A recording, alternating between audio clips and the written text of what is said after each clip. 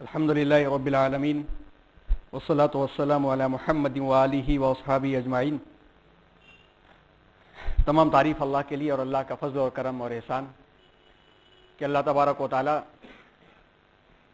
اسلامی تاریخ اور اس کے افکار، Islamic thoughts, Islamic history and thoughts, اس عنوان پر مسلسل گزشتہ 3 سالوں سے تیسرا سال ہے اور ہم سب کو اس کے بارے میں کچھ سننے اور سمجھنے کا موقع عنایت فرما رہے ہیں۔ حاضرین، آج جو عنوان ہم لوگوں کے سامنے ہے، اس تیسرے مرحلے کا 5واں عنوان ہے ہمارے سامنے، جس میں ہمارا عنوان ہے کہ اسلامی فکر تاریخ کا پہلا مرجع قرآن مجید اور اس کی تفہیم میں علم تفسیر اور اصول تفسیر کی اہمیت۔ جب یہ مرحلہ شروع ہوا تھا تو اس مرحلے میں پہلے لیکچر میں جو باتیں ہوئی تھیں اس کا ایک مختصر سا جائزہ لیتے ہوئے اور ہم لوگ اصول تفسیر اور علم تفسیر کو سمجھنے کی آج کوشش کریں گے۔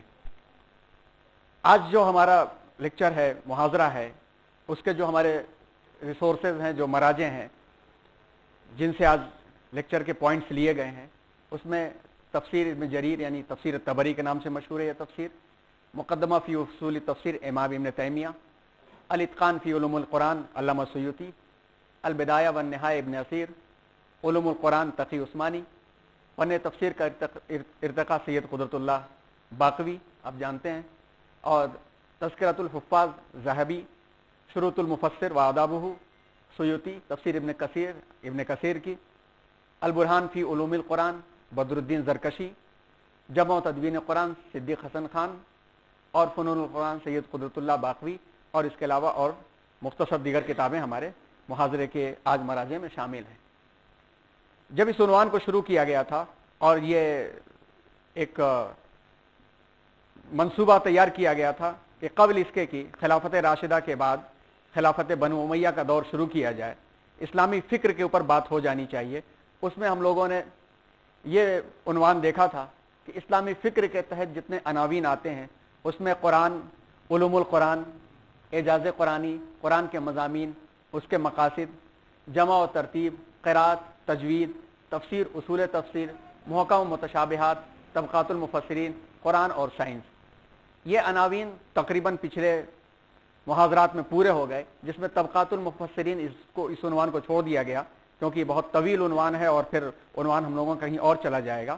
اس کے علاوہ قرآن اور سائنس کے عنوان پر پچھلے ہفتے کچھ علوم پر تدبر اور تفکر کے عنوان سے بات ہوئی تھی، اور آج انشاءاللہ تفسیر اور اصول تفسیر کے عنوان پر بات ہوگی۔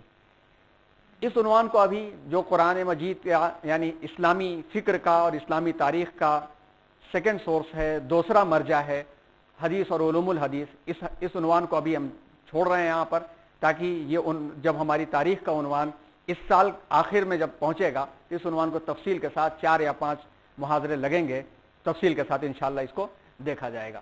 مزید اور علم فقہ ہے، علم کلام ہے، فلسفہ ہے، اور یہ تصوف ہے، یہ سارے کے سارے عناوین بھی اسلامی فکر کے عناوین میں ٹاپکس میں آتے ہیں، اور ان ٹاپکس کو ڈیٹیل ہم لوگ بعد میں جہاں جہاں اس کی ضرورت پڑے گی وہاں انسرٹ کر کے اس کے بارے میں ہم لوگ انشاءاللہ محاضرات سنیں گے اور مذاکرہ کریں گے۔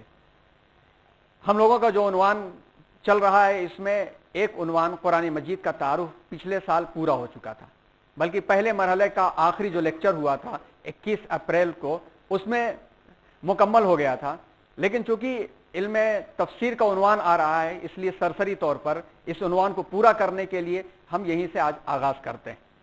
جس کتاب کے بارے میں اور جس کتاب کو سمجھنے کے پرنسپلز اور اصولوں کے بارے میں آج ہم بات کرنے جا رہے ہیں، وہ قرآن مجید، القرآن کے لفظ سے ہم لوگ یاد کرتے ہیں، اور اس کی وضاحت کے طور پر اس کا ایک ٹائٹل لگا لیتے ہیں، کہیں حکیم کا لفظ لگاتے ہیں، کہیں مجید کا لفظ لگاتے ہیں، اور کہیں کریم کا لفظ لگاتے ہیں، کہیں القرآن قرآن میں کہا گیا ہے، کہیں الفرقان کہا گیا ہے، مختلف ناموں سے قرآن مجید کو قرآن مجید میں پکارا گیا ہے، کہیں ذکر کے نام سے پکارا گیا ہے، کہیں نور کے نام سے پکارا گیا ہے۔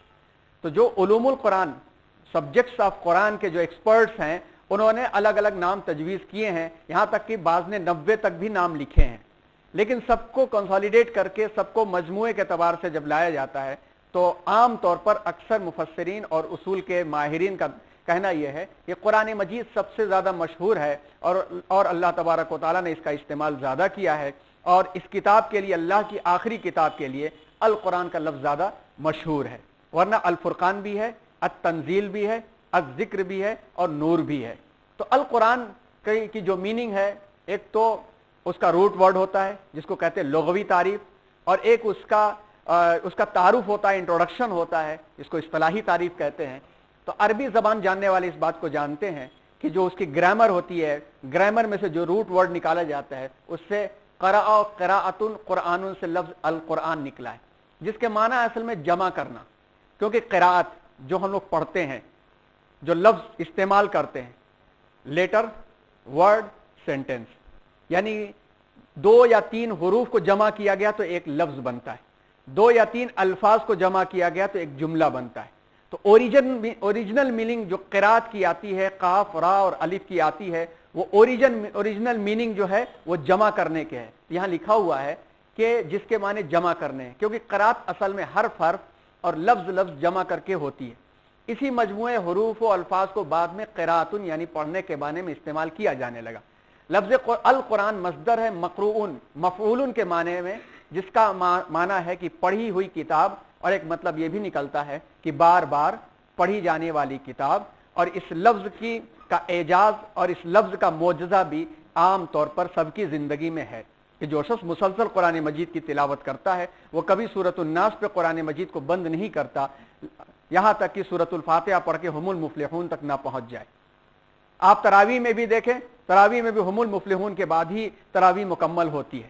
تو یہ نظام ہے قرآن مجید پڑھنے کا جو اس کے معنی کی حقانیت کو ثابت کرتا ہے۔ قرآن مجید کے نزول کا معاملہ تعارف میں دوسرا عنوان آتا ہے کہ قرآن مجید نازل کیسے ہوا۔ 3 چیزیں ہمارے سامنے آتی ہیں۔ پہلی چیز تو یہ ہے کہ قرآن مجید 22 سال کچھ ماہ یعنی 23 سال کے عرصے میں نازل ہوا۔ ایک بات یہ آتی ہے کہ رمضان میں نازل ہوا، ایک بات آتی ہے کہ لیلۃ القدر میں نازل ہوا۔ ان دونوں کے درمیان میں مطابقت کیا ہے، ایک جا کیسے کر سکتے ہیں؟ تو قرآن میں ہی اس کا جواب دیا گیا ہے۔ جیسے پہلا نزول اول بارگاہ خداوندی سے لوح محفوظ میں، جیسا کہ سورہ بروج میں ہے کہ بل ہوا قرآن مجید فی لوح محفوظ، بلکہ وہ بزرگی والا قرآن ہے جو لوح محفوظ میں ہے۔ اس کو نزول اول مانا ہے ماہرین نے۔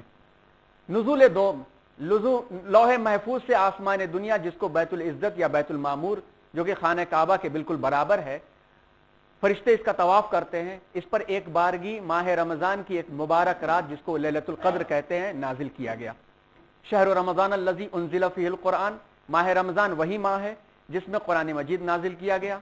انا انزلناہ فی لیلۃ القدر، بے شک ہم نے اس قرآن کو شب قدر میں نازل کیا۔ یہ ہو گیا دوسرا نزول۔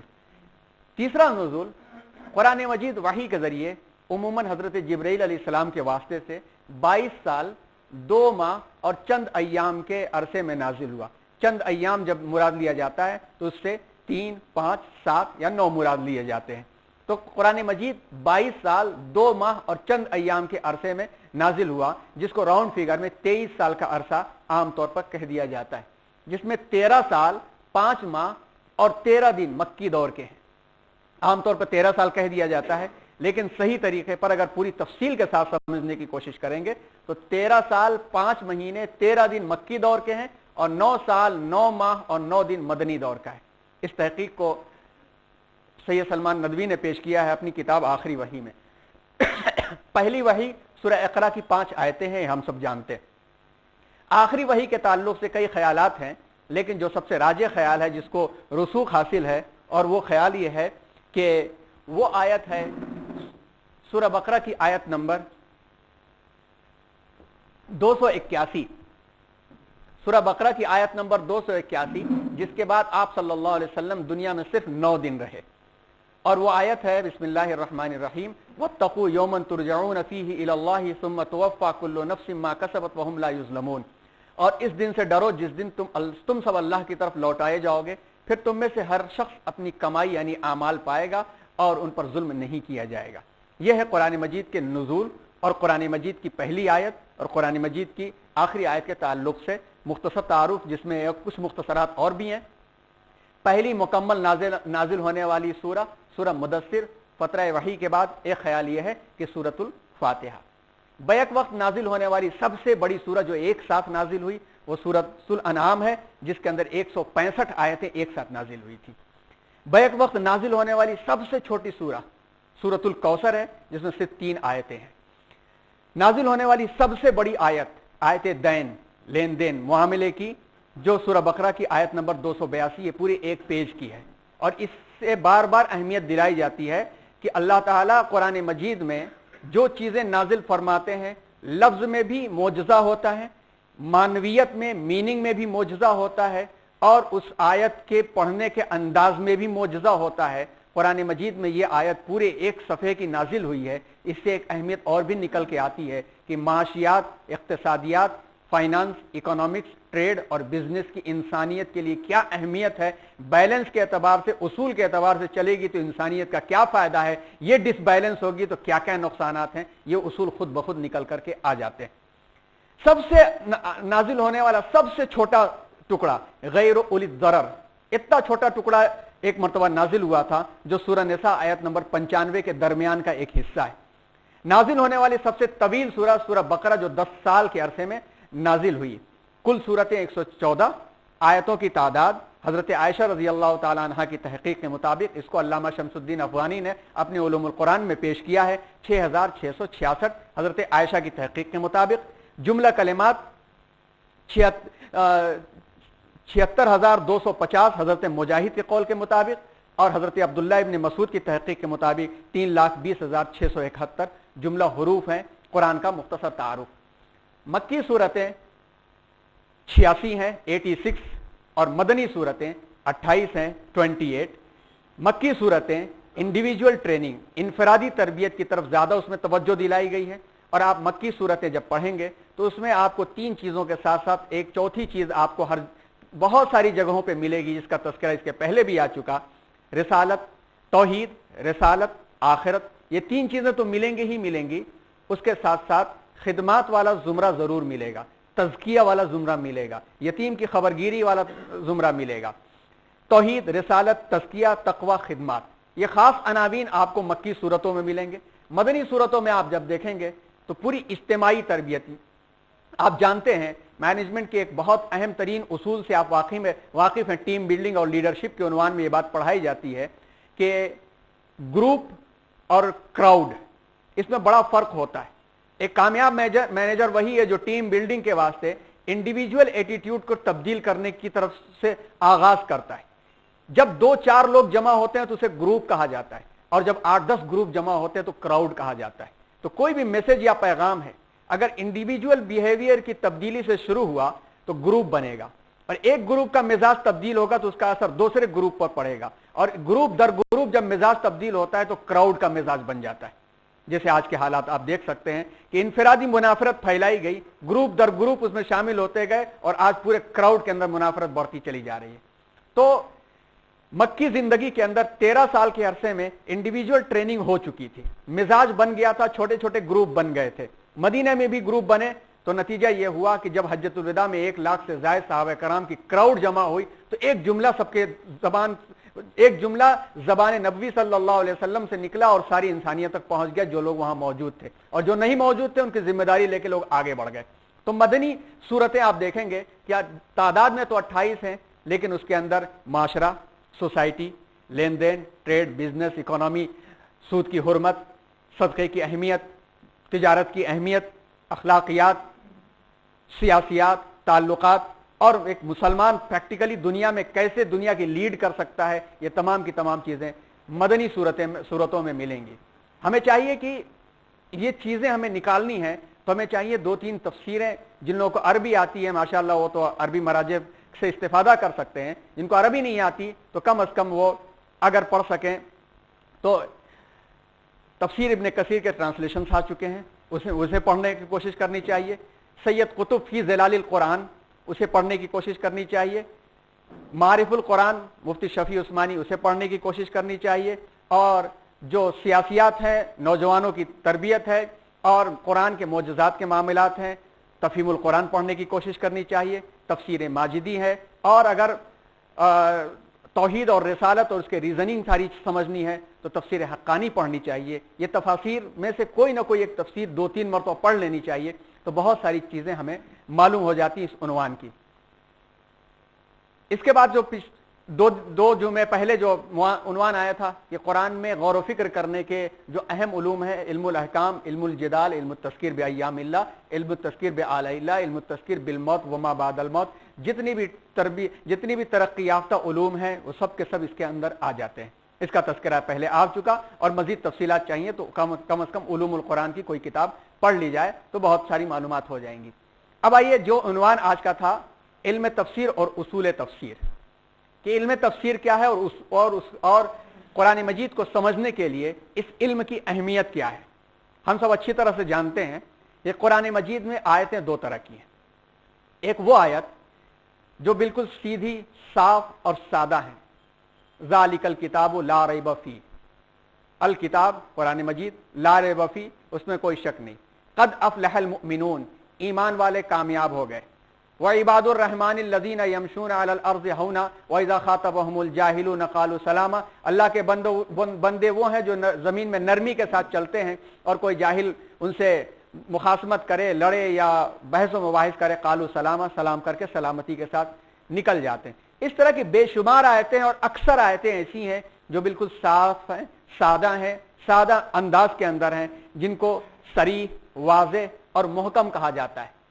सरी, वाज़े, मुहकम कहा जाता है। इनमें आम नसीहतें, सबक आमोज वाक़यात, इबरत और नसीहत के मज़ामीन बयान किए गए हैं।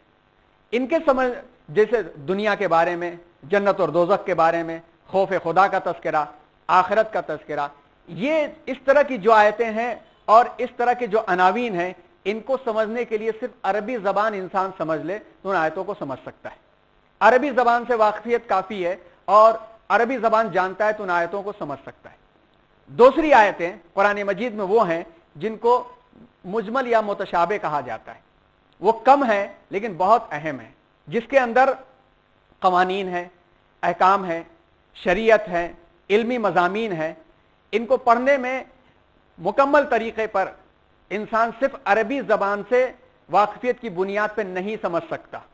जैसे एक छोटी सी मिसाल, कुरान में वज़ू की फ़र्जियत का तज़किरा जहां पर है, वज़ू के बारे में है, तो वहां पर कहा गया है कि फमसहू वुजूहकुम व ऐदीयकुम, और हम सब जानते हैं कि मसा कहते हैं कि तर हाथ फेर लेना, सिर्फ धोने को तो कहते नहीं है।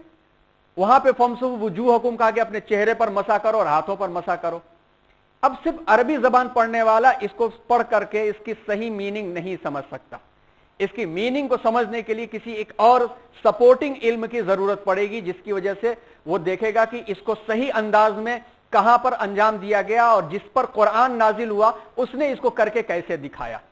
ऐसे ही मीरास के मसाइल में देख लेंगे, ऐसे ही जो है नानो नफ़क़े के मसाइल में देख लेंगे, इसी तरह से नमाज के औकात वाले मामलात के अंदर देख लेंगे, हज के बहुत सारे ऐसे मामलात हैं जिनका तज़किरा है, मगर सिर्फ कुरान की ज़बान अरबी जानने की वजह से उसकी तफहीम नहीं हो सकती, उसको नहीं समझा जा सकता। उसके लिए दूसरे उलूम से भी मदद लेनी पड़ती है और इन्हीं उलूम के जानने का नाम है इल्म उसूल तफसीर।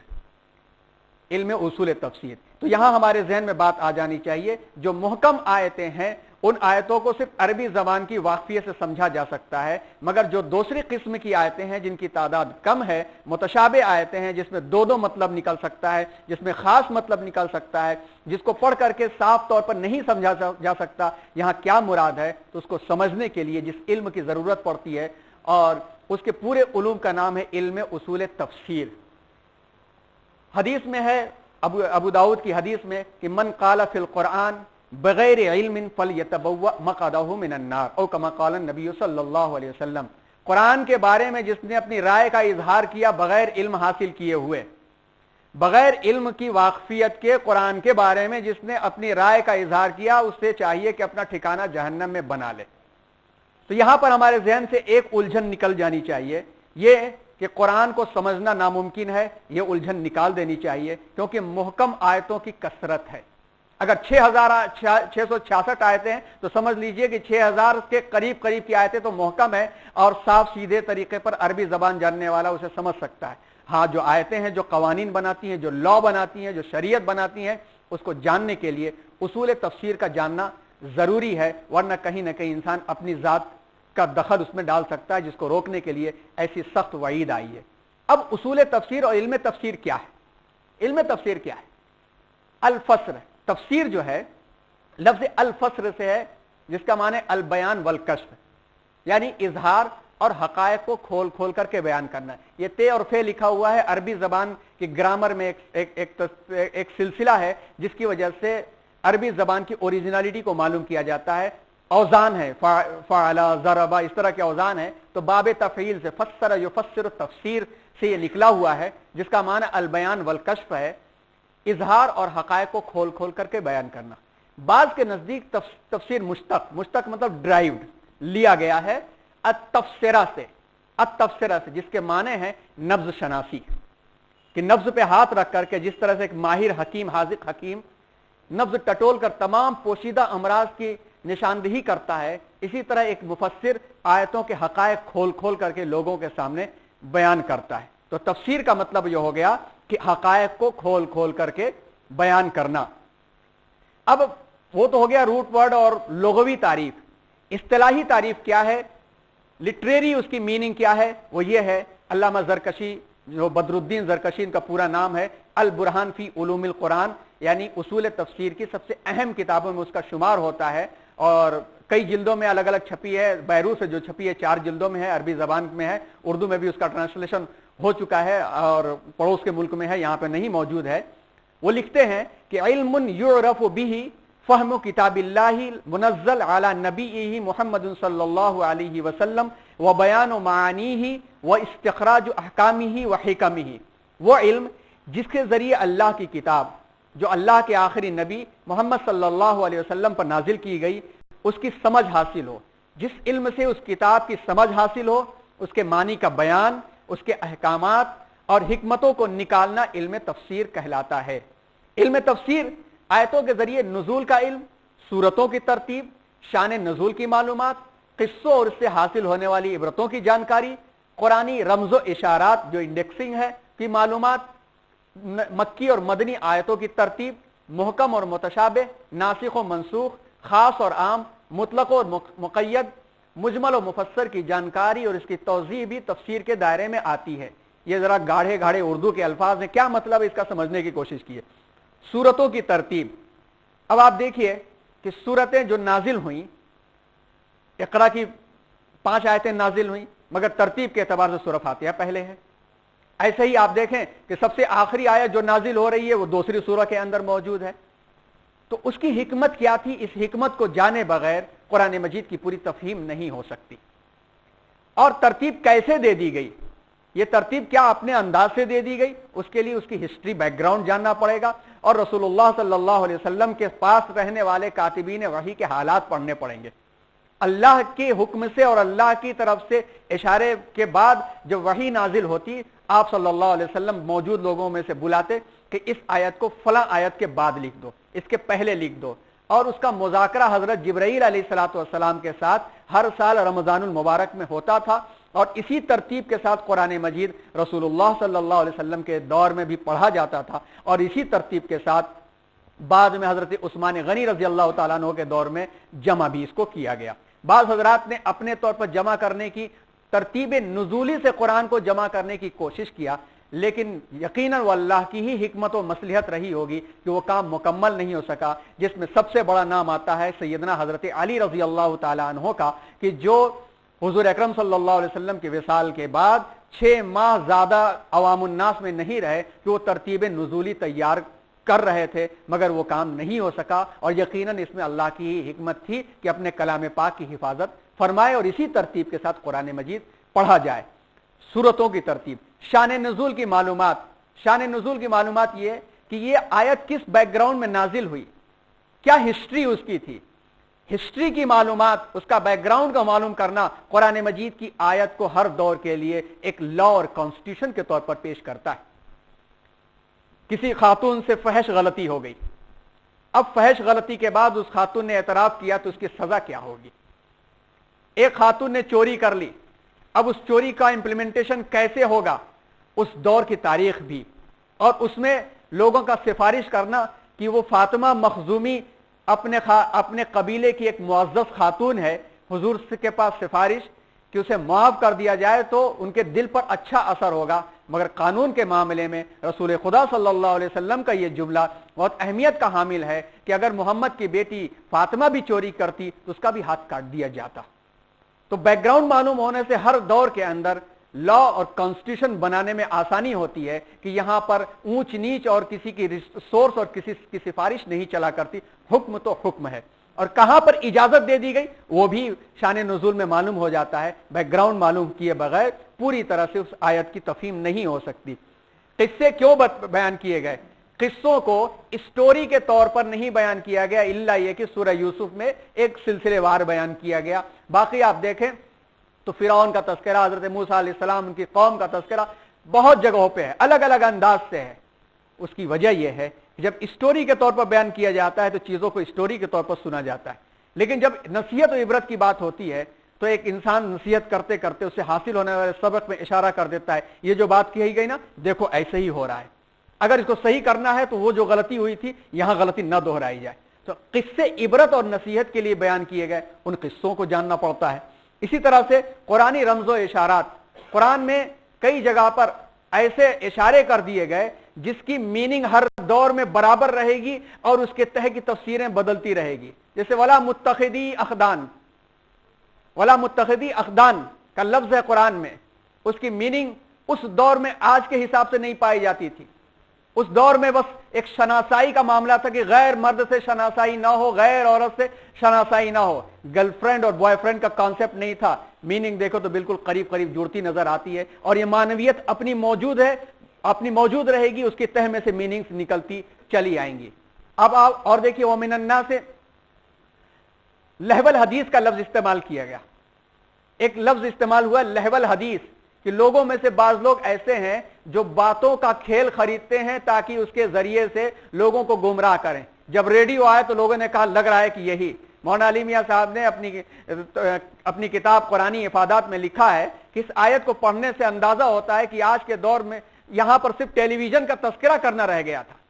उस दौर का टेलीविजन था, आज से बढ़ करके टेक्नोलॉजी आ गई, बातों का खेल हाथों में, हाथों का खेल जेब में, मीनिंग्स निकलती रहेंगी, मगर वो अल्फाज ये इशारे हैं। कुरान मजीद लतीफ इशारे करते हैं, उन इशारों को और उस दौर के तर्ज और तरीके को भी जानना जरूरी होगा। मक्की और मदनी आयतों की जो तरतीब है वो भी मुहकम और मुतशाबे, जैसे अभी आया कि बिल्कुल साफ सुथरी आयतें हैं जिसके अंदर कोई इबाम नहीं है, मुहकम, और जिसके अंदर समझने के वास्ते हमें सपोर्टिंग सब्जेक्ट जानने की जरूरत, टॉपिक्स जानने की जरूरत है। मुतशाबे, नासिख व मनसूख ये उन्वान है, किसी और मौके पर जहां इसका तस्करा आएगा तफसील से हमें समझने की जरूरत है। मौजूदा वक्त में इसकी वजाहत नहीं की जा सकती। यानी यह है कि कुरान मजीद की बाज आयतें ऐसी नाजिल हुई शुरू में जो बाद में उठा ली गई, उसकी जगह पर दूसरी आयत नाजिल हुई, तो जो बाद में नाजिल हुई वो नासिख कहलाई, जो पहले नाजिल हुई थी मनसूख कहलाई। कुरान में आज तक ये बहस चल रही है कि कुरान में नासिख और मनसूख वाली मनसूख आयतें हैं या नहीं है। आखिरी दौर के अंदर शाह वलीउल्लाह मुहद्दिस देहलवी रहमतुल्लाह अलैह ने सिर्फ 5 का तस्करा किया है जो दूसरी आयतों की वजह से उनका हुक्म मनसूख है, वरना अल्लामा सुयूती वगैरह ने 44 आयतों का तस्करा किया है। और बाद के दौर के मुहक्किकीन इस बात का दावा करते हैं कि कुरान में मौजूद है तो वो मनसूख नहीं है, उसका हुक्म मौजूद है, किसी न किसी दौर में उसका मतलब निकल करके जरूर आएगा। तो ये काबिल तहकीक और है, इसकी तफसीलात इंशाअल्लाह किसी और मौके पर आएंगी। इधर किसी को पढ़ने का इरादा हो तो हमारी किताब तारुफ उलूम कुरान है, उसके आखिर में एक छोटा सा चैप्टर है, वो हमसे आप मांग करके आप पढ़ सकते हैं। अब देखिए तफसीर, बात तफसीर की आ गई कि तफसीर कहते किसको हैं और किन आयतों को की वजाहत को तफसीर कहते हैं, उसकी बात आ गई। तफसीर जो होती है, एक्सप्लेनेशन जो होता है, उसका रिसोर्स क्या है, उसका सोर्स क्या है, उसका मर्जा क्या है, कहां से एक्सप्लेन किया जाता है। जैसे अभी बात शुरू में आई कि कुरान में तो कह दिया गया चेहरा और हाथ दोनों मसा करो, तो इसको हम कहां से समझेंगे, कहां से समझेंगे? तो माहिरीन ने इसके 6 स्टेजेस बनाए हैं, 6 मकामात बनाए हैं, जिसकी वजह से उन आयतों को समझा जा सकता है जो मुतशाबे आयतें, जिसमें पहला सोर्स, पहला मर्जा और पहला माखज जो है, कुरान का माखज खुद कुरान है। कुरान की एक आयत दूसरी आयत से समझी जा सकती है। अल कुरान युफस्सिरु बाज़न, ये कुरान की बाज आयतें दूसरी आयत की तफसीर करती हैं। تو ہمیں قرآن کی وضاحت قرآن سے ہی مل جائے گی. جیسے قرآن مجید کی آیات کی تشریح کے لیے سب سے پہلا ماخذ خود قرآن مجید ہے، اس لیے کہ قرآن کی ایک آیت دوسرے آیت کی وضاحت کرتی ہے. کسی آیت میں بات کم بیان کی گئی ہے تو وہی دوسری جگہ پر تفصیل کے ساتھ بیان کر دی گئی ہے. قرآنی ترتیب اور تنظیم جو دی گئی ہے جو اس سے بھی تفسیر سمجھی جا سکتی ہے. اسی لیے کسی بھی آیت کی تفسیر کے لیے سب سے پہلے قرآن پہ ہی ہمیں غور کرنا چاہیے. مفتی تقی عثمانی صاحب نے اپنی کتاب علوم القرآن میں اس کی کئی مثالیں پیش کی ہیں. مثلا سورہ فاتحہ، سورہ فاتحہ میں ہم سب پڑھتے ہیں اہدنا الصراط المستقیم، اللہ سے دعا کرتے ہیں ہر روز 5 وقتہ نمازوں میں، سنن اور نوافل کے ساتھ نماز پڑھنے والے 44 مرتبہ ورنہ 30 مرتبہ ہم لوگ اس کو دہراتے ہیں، امام کے پیچھے ہو سنتے ہیں، جو لوگ پڑھتے ہیں وہ پڑھتے ہیں اور اپنی نمازوں میں ہم پڑھ کر کے اسے دہراتے ہیں، اور ہر نماز میں یہ کہتے ہیں اہدنا الصراط المستقیم، اے خداوند کریم ہمیں سیدھے راستے کی طرف چلا دیجئے. صراط الذین انعمت علیہم، ان لوگوں کے راستے کی طرف چلا دیجئے جس پر چل کے لوگ کامیاب ہو گئے، ناکامی کے راستے سے بچ گئے اور کامیاب ہو گئے. اب اس آیت کو صرف عربی کے ترجمے سے پورا نہیں سمجھا جا سکتا. سوال آ کے کھڑا ہو جائے گا کہ کون لوگ یہ ہیں.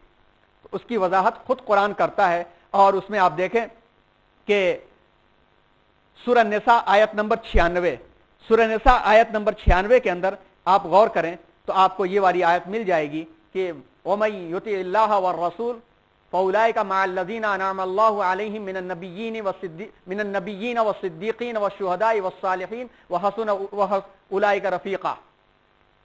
اس کی وضاحت وہیں پہ مل گئی کہ جو بھی اللہ اور اس کے رسول کی اطاعت کرے وہ ان لوگوں کے ساتھ ہوگا جن پر اللہ نے انعام فرمایا.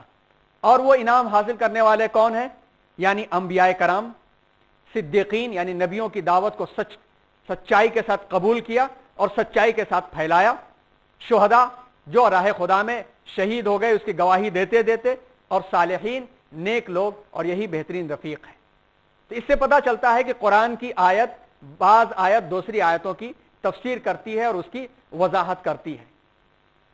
دوسرا ریسورس اور دوسرا مرجع کہ اگر قرآن کی آیت سمجھنا ہے تو ہم قرآن میں تلاشا، ہم نے قرآن میں نہیں ملی اس کی وضاحت. تو جب وہاں وضاحت نہ ملے تو ہمیں فوراً رسول اللہ صلی اللہ علیہ وسلم کی زندگی میں ہمیں دیکھنا پڑے گا. اس لیے کہ قرآن ان کے اوپر نازل ہو رہا تھا اور اللہ نے ان کے اوپر تمام مفہوم کو واضح کر دیا تھا، اور آپ صلی اللہ علیہ وسلم نے اس مفہوم کو 3 طریقے سے کر دکھایا. اپنے عمل سے جس کو سنت کہتے ہیں، اپنے قول سے اپنی بات سے جس کو حدیث کہتے ہیں، اور آپ صلی اللہ علیہ وسلم کے سامنے لوگوں نے اس پر عمل کیا اور آپ صلی اللہ علیہ وسلم نے اسے منع نہیں کیا، یعنی تقریر اس کو کہتے ہیں. ان 3 ذریعوں سے اس کی وضاحت ہوتی ہے اور شریعت اسی سے بنتی ہے.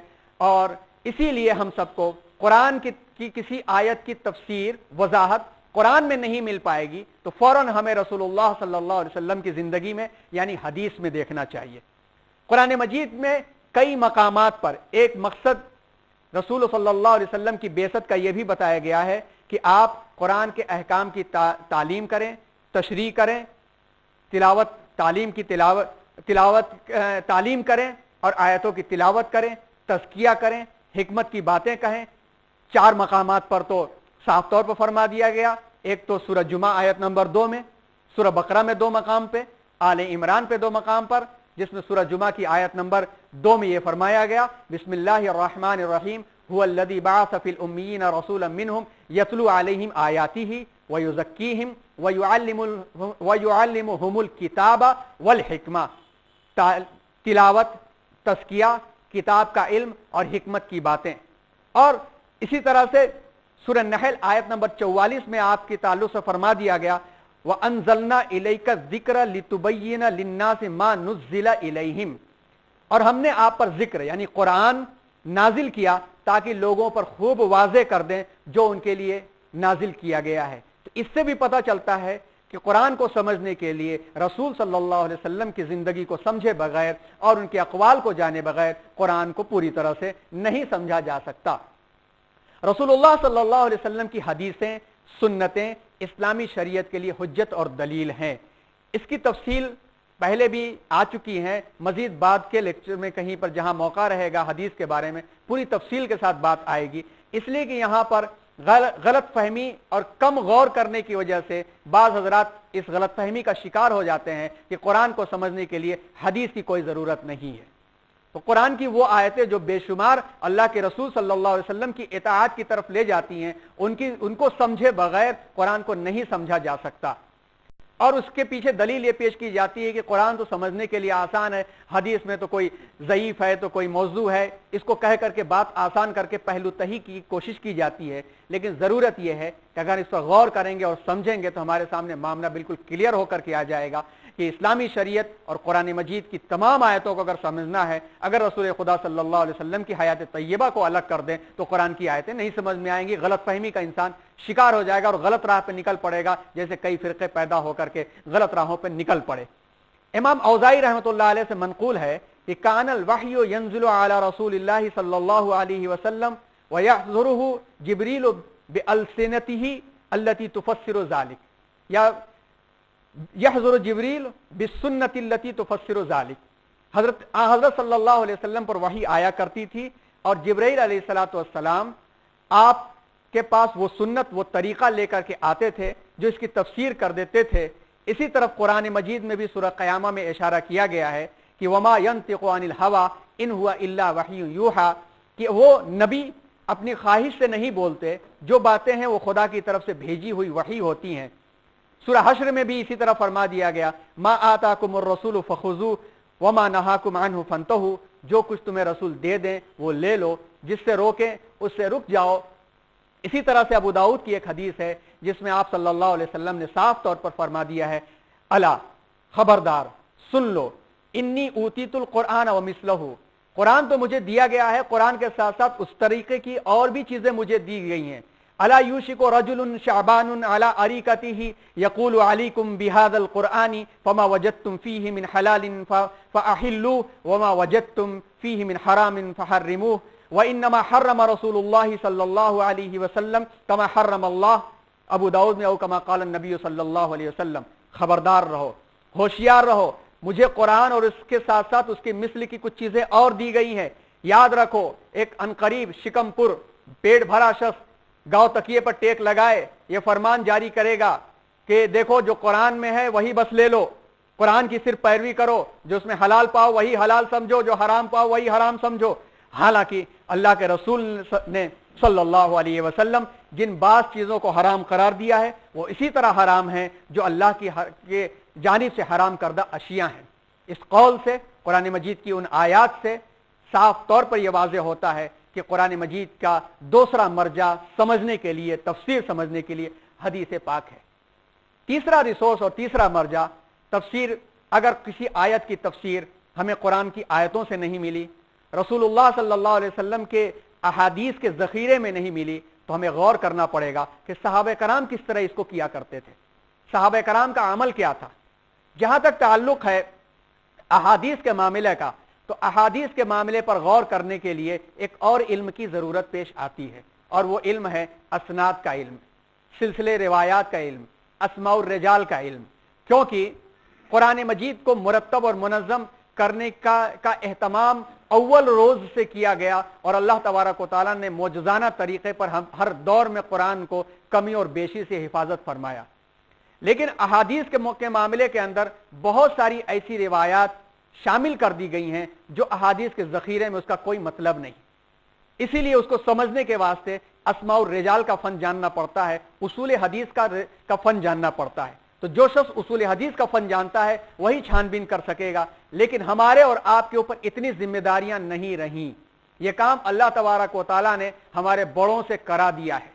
5000 افراد کا سلسلہ نسب اور روایتوں کا سلسلہ اسماء الرجال کے نام سے ایسا منظم اور مضبوط ہے کہ اس صحابی نے اپنی زندگی میں اگر ایک بکری کو بھی بلایا ہے بغیر کھانا لیے ہوئے تو ان کا بھی تذکرہ ہے کہ یہ صاحب ایسے تھے اور انہوں نے ایسے زندگی میں کیا تھا۔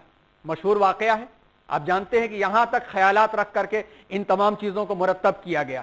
تو وہ چیزیں کیا ہیں وہ حدیث والے عنوان میں آئیں گی تو آپ کے سامنے بات آئے گی، مگر اتنی تلاش میں قرآن کی تفسیر، اس کا مطلب یہ نہیں ہے کہ ہم نہیں سمجھ سکتے، किताबों में मुफस्सिरीन ने अपनी महारत को लिख करके रख दिया है, हमारी सिर्फ जिम्मेदारी उसे पढ़ने की है और उसे समझने की है। वरना इतनी बड़ी जिम्मेदारी हमारे ऊपर इन हजरात छोड़ के नहीं गए, इल्ला ये कि कोई शख्स चाहता है कि हम बराह रास्त कुरान से इस्तेफादा करें तो इन शर्तों के मुताबिक उसे कुरान से इस्तेफादा करना पड़ेगा।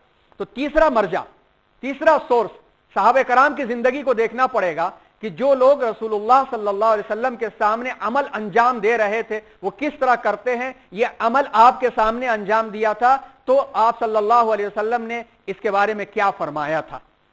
सहाबे कराम रसूलुल्लाह सल्लल्लाहु अलैहि वसल्लम के साथी और मुमिद्दो मुआविन बनाए गए। कुरान ने तस्किरा किया है, मुहम्मदुर रसूलुल्लाह वल्लदीना माअहु अशिद्दाउ अलल कुफ्फार रुहमाउ बैनहुम। कुरान ने तारीफ कई मकामात पर उनकी तारीफ की है। कुंतुम खैरा उम्मतिन उखरिजत लिन्नास तअमुरून बिल मारूफ व तनहौना अनिल मुनकर। अव्वलीन मुखातब वही थे।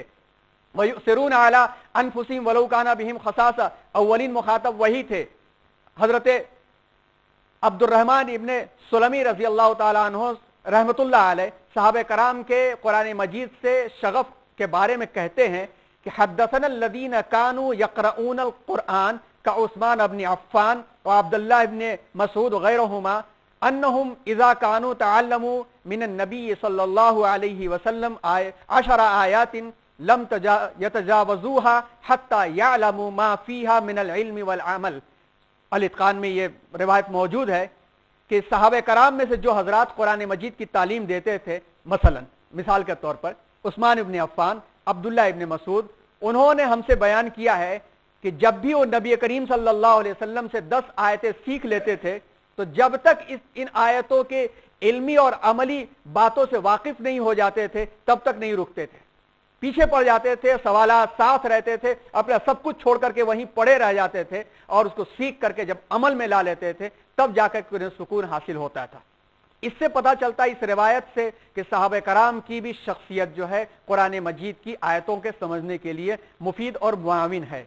मुस्नद अहमद में हजरत अनस रज़ी अल्लाह ताला अन्हु का बयान है कि काना रजुल इज़ा क़रअल बक़रा व आल इमरान जद्द फ़ी आयुनिना, के हमारे दौर में जब कोई शख्स सूरह बकरा और आल इमरान का इल्म हासिल कर लेता तो हमारी नजर में एक मकाम हासिल कर लेता था।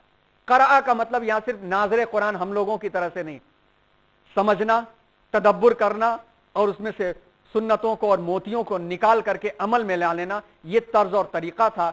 और इस तर्ज और तरीके पर जिसकी जिंदगी होती थी उसको एक बड़ा मकाम हासिल होता था। क्योंकि सहाबे कराम इतनी गहराई के साथ, तफसील के साथ कुरान सीखते थे, हुजूर सल्लल्लाहु अलैहि वसल्लम की एक एक सुन्नत को अमल के जरिए अंजाम देते थे और कई मिसालें पिछले मुहाज़रात में आ चुकी हैं। इसीलिए कुरान मजीद की किसी आयत की तफसीर कुरान में न मिले तो हदीस में देखी जाएगी, हदीस में न मिले तो सहाबा की जिंदगी से देखी जाएगी। अलबत्ता इस सिलसिले में सनद के साथ साथ सहाबा कराम के मर्तबे को भी मलहूज रखा जाएगा, सहाबा कराम के मर्तबे को भी मलहूज रखा जाएगा। जैसे सबसे पहले तो खुलफाए राशिदीन का मकाम और मर्तबा है। हजरत अली रजी अल्लाह ताला अन्हु फरमाते हैं कि सलूनी फवल्लाहि ला तसअलूनी अन शैइन इल्ला अंबअतुकुम बिहा वसअलूनी अन किताबिल्लाह फवल्लाहि मा मिन आयतिन इल्ला व अना आलमु बिलैलिन नज़लत औ बिनहारिन फी सहलिन अम जबलिन। अल-इत्क़ान के हवाले से ये रिवायत है। हजरत अली रजी अल्लाह ताला अन्हु फरमाते थे, पूछो, मुझसे पूछो, जो कुछ भी खुदा की कसम मुझसे पूछोगे मैं उसका जवाब दूंगा कुरान के बारे में। और पूरे दावे के साथ फरमाया करते थे, मैं उसकी खबर दूंगा। अल्लाह की किताब के बारे में पूछो तो मैं बता दूंगा कि यह रात में नाजिल हुई या दिन में नाजिल हुई, हजर में नाजिल हुई या सफर में नाजिल हुई, मुसत्तह जगह पे नाजिल हुई या पहाड़ पे नाजिल हुई, इतना भी मुझे इल्म है। और इसी तरह से एक जगह और फरमाते हैं कि मैं सूरह फातिहा की तफसीर लिखने बैठ जाऊं, इतना लिख दूंगा कि उसको उठाने के लिए तुम्हें 70 ऊंट लाने पड़ेंगे। हजरत अली रजी अल्लाह ताला अन्हु का कौल है। तो यकीनन सहाबे कराम का मकाम और मर्तबा, सहाबे कराम का मकाम और मर्तबा इससे समझ में आता है। और पिछले मुहाज़रात में, पिछले साल वाले मुहाज़रात में सैयदना हजरत उमर फारूक रजी अल्लाह ताला अन्हु का मकाम तो जानते ही हैं कि उनकी ईमा, उनकी ख्वाहिश, उनकी दुआओं पर कितनी आयतें नाजिल हुई, जिसका तज़किरा जिल्दोम के अंदर मौजूद है। आप उसका मुताला कर सकते हैं हवालों के साथ। और सैयदना अबू बकर सिद्दीक रजी अल्लाह ताला अन्हु का तो क्या कहना, वो तो मुराद नबवी समझ जाते थे। जब इज़ा जाअ नस्रुल्लाहि वल फतह आयत नाजिल हुई हज्जतुल विदा के मौके पर, तो सहाबे कराम खुशियां मनाने लगे। यानी कहा जाए आज की जबान में तो मिठाइयां बंटने लगी कि अब तो फतह का परवाना हमें मिल गया, और उसके बाद लोग जुग दरजुग इस्लाम के अंदर दाखिल हो रहे हैं। हजरत अबू बकर को लोग देखे तो रो रहे हैं। कहा खुशी का मौका और आप रो रहे हैं। कहा तुम्हें क्या मालूम है, ये नबी के जाने का परवाना है। मुराद समझ गए हो कि नबी का काम यही होता है दुनिया के अंदर कि जब उसका काम हो जाता है तो नबी को वापस बुला लिया जाता है। और ये इस्तिग़फ़ार की बात जो कही जा रही है कि नबी अब आपका आखिरी वक्त आ चुका है, आपको इस दुनिया से बुला लिया जाएगा, और यकीनन हजरत अबू बकर का ही मुराद सही था। तो सहाबे कराम का सबसे अव्वलीन मकाम है। इसके बाद सहाबे कराम के बाद जिसको फौकियत हासिल है तो हुजूर अकरम सल्लल्लाहु अलैहि वसल्लम के चचाजाद भाई अब्दुल्लाह इब्न अब्बास को, उनको हिब्रुल उम्मा का लक़ब दिया था। हिब्रुल उम्मा का लक़ब दिया था, और हुजूर अकरम सल्लल्लाहु अलैहि वसल्लम ने उनके लिए दुआ फरमाई थी, अल्लाहुम्मा अल्लिमहुल किताब वल हिक्मा वत तावील। ऐ खुदावंद करीम, किताब कुरान का इल्म इन्हें अता फरमा दे, कुरान की हिकमतों का इल्म अता फरमा दे, और उसकी तफसीर और तावील अता फरमा दे। तो जब रसूल खुदा सल्लल्लाहु अलैहि वसल्लम ने दुआ फरमा दिया तो यकीनन वो दुआ सच्ची और पक्की होकर के उनकी जिंदगी में थी। और आज तफसीर के जितने भी हवाले हैं उन हवालों में से अक्सर हवाले उनके शागिर्दों के तहत हम तक पहुंचते हैं। तो खुलफाए राशिदीन के बाद मकाम होगा हजरत अब्दुल्लाह इब्न अब्बास का। इसी तरह से हजरत अब्दुल्लाह इब्न अब्बास के बाद हजरत अब्दुल्लाह इब्न मसऊद का मकाम होगा, क्योंकि आप सल्लल्लाहु अलैहि वसल्लम ने उनसे कुरान सीखने के बारे में कहा था। ऐसे ही इमाम शाफई रहमतुल्लाह अलैह के मुताबिक फराइज के मामलात, अहकामात के मामलात में फौकियत हासिल होगी तो हजरत ज़ैद इब्न साबित रजी अल्लाह तआला अन्हु को होगी, इसलिए कि आप सल्लल्लाहु अलैहि वसल्लम ने उनके ताल्लुक से फरमाया था, अफरजुकुम ज़ैदुन, फराइज के मामले में सबसे ज्यादा जानने वाले ज़ैद हैं। तो इस तरीके से जो क्लासिफिकेशन है साहबे कराम से तफसीर लेने में हमें ये सब चीजें देखनी पड़ती हैं। इनके अलावा हजरत अब्दुल्लाह उबई इब्न काब, अबू मूसा अशरी, अब्दुल्लाह इब्न साबित, हजरत अब्दुल्लाह इब्न जुबैर का भी अहम मकाम है, और इसी तरह से एक तवील फहरिस्त है। कहने का मकसद ये है कि साहबे कराम से तफसीर लेने के मामलात में मकाम और मर्तबे को रखा जाएगा कि एक आयत की तफसीर अगर हजरत अबू बकर सिद्दीक रजी अल्लाह तआला अन्हु बयान कर रहे हैं, उसी आयत की तफसीर अगर हजरत बिलाल रजी अल्लाह तआला अन्हु बयान कर रहे हैं या कोई और बयान कर रहा है, तो इस मामले में हजरत अबू बकर को यकीनन फौकियत हासिल होगी, यकीनन फौकियत हासिल होगी, और कई मकामात पर इसका तस्करा आता है। चौथा मर्जा, कुरान की तफसीर ताबईन के अकवाल से। तीन मर्जे आप याद रखें कि असल सोर्स तो कुरान और हदीस है। ये जो मराजे हैं सहाबे कराम, ताबईन कराम, ये सब हदीस के अमली पेश करने वाले लोग हैं, इसीलिए कुरान के मर्जा में इनको शामिल किया गया। वरना ऐसा नहीं है कि ताबईन और सहाबे कराम का मामला ऐसा हो कि हदीस में कुछ बात कही जा रही है और इनका अमल कुछ है तो इनको ले लिया जाएगा, हरगिज नहीं। सबसे पहले जो फौकियत है वो कुरान की आयतों की तशरीह कुरान के जरिए, फिर हदीसें मुतवातिरा और मशहूर हदीसें, और सिलसिले के एतबार से, सनद के एतबार से मजबूत हदीसें, और उसके बाद से फिर सहाबे कराम में से वो सहाबे कराम जो हुजूर अकरम सल्लल्लाहु अलैहि वसल्लम के साथ साबिकून अल अव्वलून में शामिल थे, कुरान ने जिनकी वजाहत की है उनको, और फिर बाद के अक़वाल में।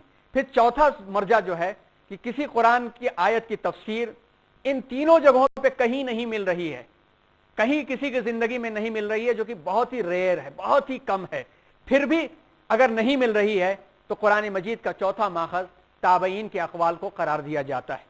अगरचे उलमा का इसमें इख्तलाफ है, लेकिन हाफिज इब्न कसीर की राय इस सिलसिले में बेहतर मालूम होती है। आप कहते हैं कि ताबई किसी सहाबी के हवाले से तफसीर नकल कर रहा हो तो उसकी तफसीर सहाबी के तफसीर के बराबर होगी।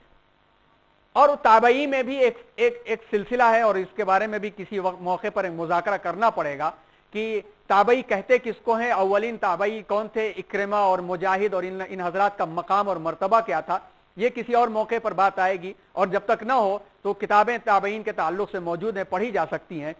इब्न कसीर रहमतुल्लाह अलैह कहते हैं कि अगर ताबई किसी सहाबी के हवाले से तफसीर नकल कर रहा हो तो इनकी तफसीर का हुक्म सहाबा की तफसीर की तरह होगा। अगर ताबई खुद अपना कौल बयान कर रहा हो तो यह देखा जाएगा कि किसी दूसरे ताबई का कौल इनके खिलाफ है तो नहीं। अगर इख्तलाफ निकल आया तो ताबई का कौल हुज्जत और दलील नहीं होगा, इस सूरत में कुरान, हदीस और आसार सहाबा की तरफ रुजू किया जाएगा। अगर इख्तलाफ न हुआ तो ताबई की हदीस ले ली जाएगी। ये उसूली बातें हैं, लेकिन उमूमन इसकी जरूरत पेश नहीं आती है।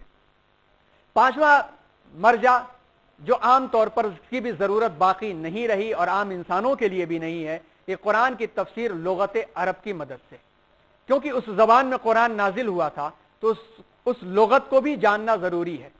अगर किसी आयत की तफसीर बज़ाहिर, जिसका इम्कान बिल्कुल तकरीबन नहीं के बराबर है, लेकिन साबिका हवालों से न पता चल पा रही हो, तो लुगत अरब का इस्तेमाल किया जाएगा। लेकिन उलमा का फैसला है कि अब लुगत अरब की तलाश और जुस्तजू का काम हजरात मुफस्सिरीन पूरी तरह कर चुके हैं, इसलिए अब इसमें बराह रास्त तलाश करने के बजाय हमें पुरानी तफसीरी किताबों में तलाश करने से ये चीजें मिल जाती हैं। क्योंकि आज जबान में कई तरह की तब्दीलियां आ चुकी हैं, कहीं पर गाफ जीम से बदल चुका है तो कहीं जीम गैन से बदल चुका है, माने के अंदर गलतियां आ सकती हैं। उसके बजाय उन तफसीरों में तलाशा जाए तो तफसीरों के अंदर ये मुरत्तब होकर के मौजूद हैं। कशाफ, तफसीर कशाफ इस बारे में बहुत अहम तफसीर शुमार की जाती है। छठा मर्जा यह है कि अक्ल सलीम के जरिए कुरान की तफसीर, लेकिन इस बारे में बाद के दौर के उलमा ने कहा है कि अब यह मर्जा नहीं रहा। उस दौर के एतबार से मराजे में शामिल था, लेकिन इसको भी माहिरीन और मुफक्किरीन ने कुरान की तफसीर में शामिल रखा है, जो हर जगह मतलूब है। यानी सुन्नत नबवी में भी देखा जाए तो कोई अमल ऐसा नहीं मिलेगा जो खिलाफ फितरत हो। यह बात और सी है कि हमारी समझ में अगर नहीं आ रहा है तो उसका मतलब नहीं है कि वो खिलाफ फितरत है। खिलाफ फितरत है या नहीं है, इसको समझने के लिए वसीउल क़ल्बी चाहिए, और सुन्नत का कोई भी अमल खिलाफ फितरत नहीं है, सहाबे कराम का कोई भी अमल खिलाफ फितरत नहीं है। तो हर जगह अक्ल सलीम, फितरी अक्ल दरकार है। आज की दुनिया में इसको मर्जा मानने से अक्सर उलमा ने इस एहतियात की वजह से इनकार किया है कि अगर इसको छोड़ दिया जाएगा तो हर शख्स अपने मतलब के एतबार से तफसीर निकालता रहा तो गुमराहियां दर गुमराहियां आती रहेंगी। लेकिन फिर भी कुरान मजीद का इल्म क़यामत तक के लिए है, इसके असरार और हिकमतें खुलती रहेंगी, दुनिया उससे हिदायत पाती रहेगी। इसलिए इस इल्म के बारे में यह नहीं कहा जा सकता कि यह इल्म हमेशा के लिए बंद हो गया। अल्लाह ताला की अता करदा अक्ल, इल्म, इनाबत, खशियत, तदब्बुर और तफक्कुर के जरिए से हकायक पर रसाई हो सकती है। जैसे मिसाल जर्रे की आई, मामिन जर्रतिन का लफ्ज का जो तस्करा आया, अब जर्रे की वजाहत अक्ल और इल्म के तहत हो सकती है, क्योंकि यकीनी तौर पर दौर कितना भी बदल जाए उस जर्रे को कोई शख्स बराह रास्त पानी नहीं कह सकता। यहां कुरान में जर्रा नहीं कहा गया है, यह जर्रे का मतलब हवा होता है, ऐसी कोई गुमराही वाली बात नहीं कह सकता। इसकी तह में से उसमें गौर व फिक्र करके उसके मोती निकाल सकता है, क्योंकि आज से 100 साल पहले जर्रे की वो वजाहत नहीं थी जो आज वजाहत मौजूद है, और आज से 10-20 साल के बाद जर्रे के अंदर से पाए जाने वाली एनर्जी, उसके अंदर पाए जाने वाले उलूम मजीद आगे बढ़ जाएंगे। तो इसकी तह तक पहुंचना यह कुरान की उन तफसीरों से मुनाफी नहीं है, बल्कि कहीं कहीं पर मतलूब है कि अक्ल का इस्तेमाल करो, फिक्र का इस्तेमाल करो और इल्म का इस्तेमाल करो। इस मतलूब होने वाले अमल के अंदर इस पर गौर व फिक्र किया जा सकता है। रसूलुल्लाह सल्लल्लाहु अलैहि वसल्लम ने खुद भी हजरत अब्दुल्लाह इब्न अब्बास रजी अल्लाह तआला अन्हु के ताल्लुक से दुआ फरमाई थी कि अल्लाह इनको तावील और तफक्कुह फिद्दीन अता फरमा। मगर आज के दौर में अक्ल सलीम का इस्तेमाल तफसीर करने के लिए इसी शर्त पे किया जा सकता है कि जुमला उसूल तफसीर से वाकफियत हो और किसी मर्जे से वो तफसीर मुतसादिम न हो। कुरान की आयत, अहादीस, अक़वाल सहाबा कहीं उसे क्लैश ना हो रहा हो और तफसीर के तमाम उलूम उसे आते हों, उसके बाद वो अपने इल्म के जरिए से किसी और तह को खोलना चाहता है, आसमान की वसातों पर इल्ला बिसुल्तान पर गौर करना चाहता है कि ला तनफुज़ु मिन अक़तारि समावाति वल अर्ज़ वाली बात जो आई है उसमें कुत्र की बात क्या कही गई है, और अख्तार का तस्करा किया गया है, एक ही दायरा नहीं, एक ही अगर ग्रेविटेशन ले रहा है उसका मतलब या उसका ले रहा है एक सोलर सिस्टम ले रहा है या उससे जुड़ी हुई चीजें ली जा रही हैं। अगर इसको इल्म की रोशनी में, उसूल तफसीर की रोशनी में गौर व फिक्र किया जाए तो इन तमाम चीजों से मुतसादिम नहीं है और उसकी गुंजाइश बहरहाल मौजूद है। इन तमाम चीजों से हट करके अगर उसूल का को अपने सामने न रखा गया, किसी भी चीज को कह दिया गया कि ये कुरान में मौजूद है, इसको कहने से परहेज करना चाहिए। और अगर बेजाने बूझे किसी बात को कहा गया तो उसको तफसीर बिर्राय कहा जाता है। तफसीर बिर्राय का मतलब यह है कि अपनी राय को मुकद्दम रखना, अपनी बात को मुस्तहकम करने के लिए कुरान का सहारा लेना। उलमाए उम्मत का इजमा है कि यह बिल्कुल नाजायज है। सुनन अबू दाऊद में यह रिवायत है कि मन तकल्लम फिल कुरान बिरायही फअसाबा फकत अख्ता। कुरान के बारे में अपनी सोच समझ, बगैर मर्जा और मस्दर का ख्याल किए हुए अपनी सोच समझ से अगर किसी ने गौर किया, सही भी अगर उसने नतीजा हासिल किया, फिर भी उसने गलत अमल किया। क्योंकि यह राह खुल जाएगी तो हर शख्स अपनी बातों को दुरुस्त करने के लिए दलीलें लाला करके रखता रहेगा। जैसे आज चढ़ते सूरज के चंद पुजारी ऐसे निकले भी हैं जो तरह तरह की चीजों को कुरान से निकाल के पेश करने की जुर्रत कर रहे हैं, और उस जुर्रत से उनका कोई फायदा नहीं होता। नतीजतन उन्हें भी गुमराही और उनको जो फॉलो करे सब गुमराही के शिकार होते। जिसने कुरान के बारे में अपनी राय का इजहार किया, गरचे उसने दुरुस्त कहा मगर उसने गलती की। अल्लामा जलालुद्दीन सुयूती रहमतुल्लाह अलैह तफसीर बिर्राय की वजाहत करते कि तफसीर बिर्राय कहते किसको है।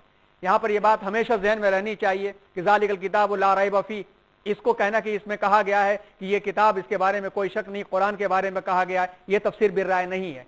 क्योंकि मुहकम आयतें अरबी तर्जुमे से ही समझी जा सकती हैं। जो बात कही जा रही है उन मखसूस आयतों के ताल्लुक से कही जा रही है जो मुतशाबिहात कही जाती हैं और जिनके अंदर से कवानीन बनते हैं, जिसके लिए ये तमाम मर्जा सामने रखना पड़ता है। अल्लामा जलालुद्दीन लिखते हैं कि कुरान की तफसीर के लिए जिस कदर उलूम के तारुफ की जानकारी की जरूरत है, इनको हासिल किए बगैर किसी आयत की वजाहत करना।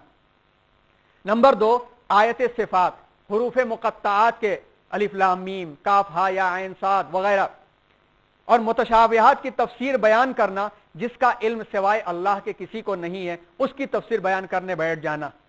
अपनी ठहराई हुई गलत राय को सही करने के लिए तफसीर बयान करना, जिसमें राय असल हो और कुरान को उसका ताबे बना दिया जाए, यह भी तफसीर बिर्राय है।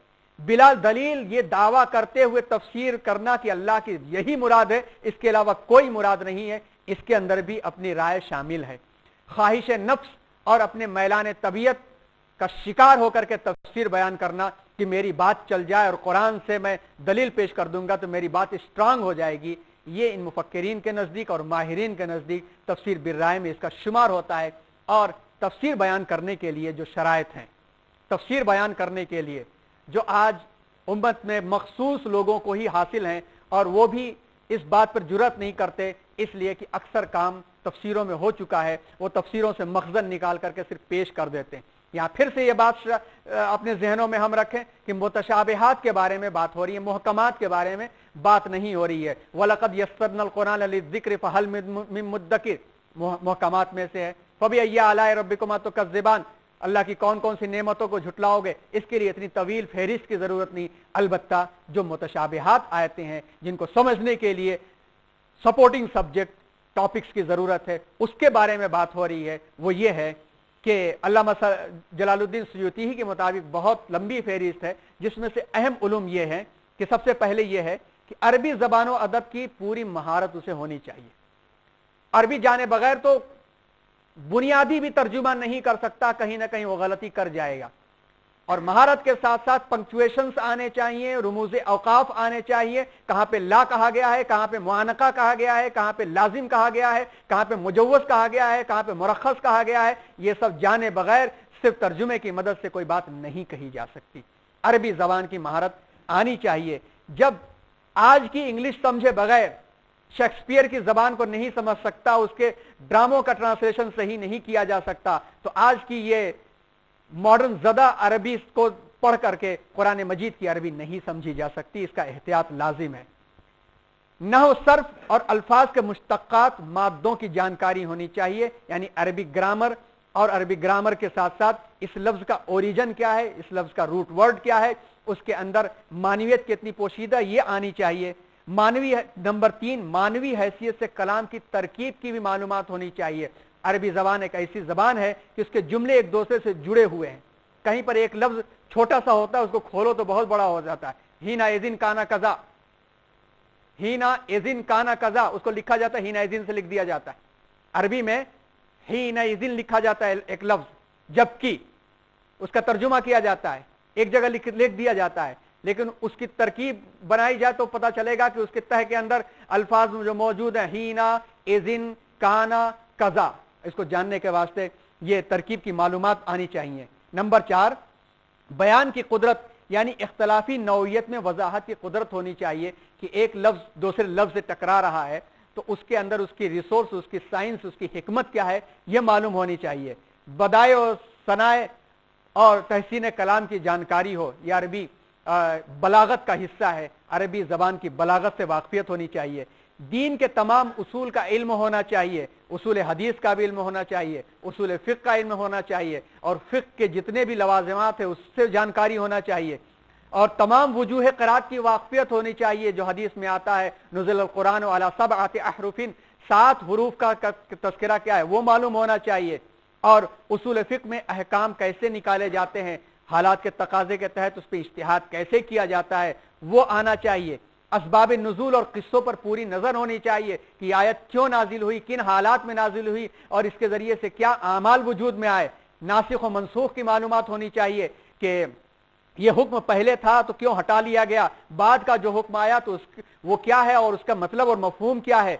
मुतशाबिहात और मुहकमात, इसी तरह आयात मुजमला और मुबहमा की तफसीर में जो हदीसें आई हैं सब की सब होनी चाहिए, यानी सहाय सित्ता ही नहीं, सहाय सित्ता ही नहीं, कुतुब इत्तिसा से तक भी नजर होनी चाहिए। इसके अलावा इखलास नियत, अकीदे की दुरुस्तगी, रुजू इल्लाह मतलूब और मुस्तहसन है। ये शराइत जिसके पास होंगी वो मुफस्सिर कहलाता है, और जो मुफस्सिर होगा वो मुहद्दिस भी होगा, फ़क़ीह भी होगा, और जो मुफस्सिर इस माने के अंदर होगा वो हकीम भी होगा और खतीब भी होगा, और वही कायद होगा। अब मौजूदा दौर में बात आकर के रुकती है कि फिर इस्लामी फिक्र को हमें समझना है, इस्लामी तहजीब और कल्चर और तमद्दुन को समझना है, तो इसमें से एक उन्वान भी लेकर के बैठे तो कई साल गुजर जाएंगे, वही नहीं पूरा होगा तो कुरान की तफसीर कहां से करेंगे।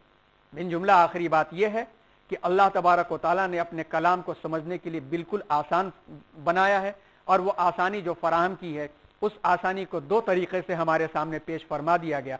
पहली बात तो ये कह दी गई कि तुम गौर और फिक्र करो, अगर तुम नहीं जानते तो अहले जिक्र से पूछ लो, फस्अलू अहले जिक्र इन कुंतुम ला तालमून, अहले जिक्र से पूछ लो अगर तुम नहीं जानते। यकीनन जो लोग मदारिस इस्लामिया से जुड़े हुए हैं उनमें से अक्सरियत इन अनावीन को पढ़ करके आती है।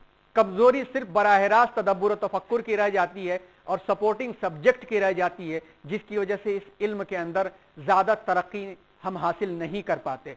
क्योंकि कुरान को समझने के लिए मदारिस इस्लामिया में जो उलूम पढ़ाए जाते हैं सब कुरान फहमी के ही मकसद से पढ़ाए जाते हैं, चाहे वो अरबी जबान पढ़ाई जा रही हो, नहव सर्फ पढ़ाई जा रही हो, उसूल फिक्र पढ़ाए जा रहे हो, मंतिक व फलसफा पढ़ाया जा रहा हो, ये सब के सब कुरान फहमी के ही उन्वान से होते हैं।